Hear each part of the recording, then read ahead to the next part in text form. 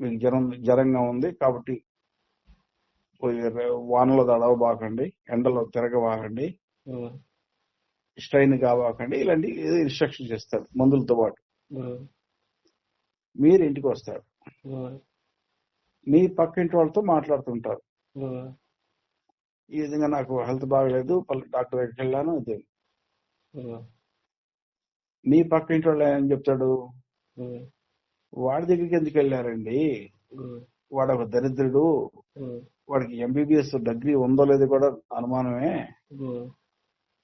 వాడి మమ్మల్ని మా బంధువుల ఒక అబ్బాయి ఒక అతను ఇదే విధంగా వెళ్తే వాడు నానా ఇబ్బంది పెట్టాడు, వాడికి జబ్బు తగ్గలేదు కదా, ఇంకేదో కొత్త జబ్బు మొదలైపోయింది అంటాడు.